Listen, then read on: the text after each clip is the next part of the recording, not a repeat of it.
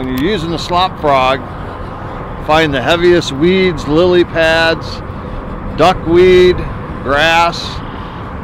If the birds are walking on top of it, that's where you want to go. The slop frog is made to stick to the weeds, move them around, so the fish know where it's at all times. It doesn't sit on top of this stuff.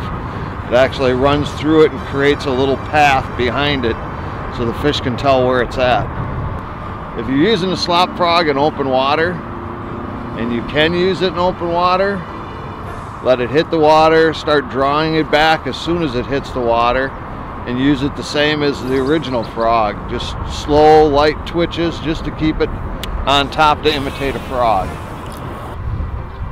When using a slop frog, use what you're confident in.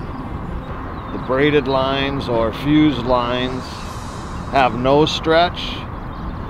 So if you have a tight line, the fish can feel it a lot easier. It has no stretch. Sometimes you get better hookups, sometimes you don't. A lot of times I like mono line between 12 and 25 pound test. Has a little more stretch. It's a little heavier, so it can create the line to sag a little more, which gives a little delay time.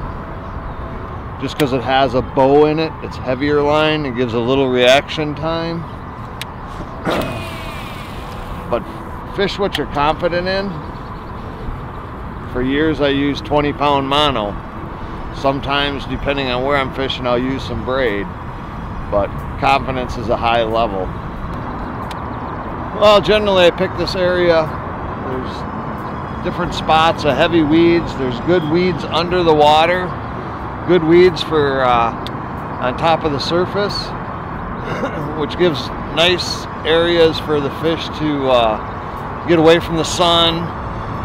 Ambush points for frogs or you know, mayflies, whatever's coming up on the surface. Little minnows. A lot of fish spawn in these areas earlier in the year. It's hot days. It's good shade for them. But the thicker the weeds, the better. Designed by a fisherman, for fishermen.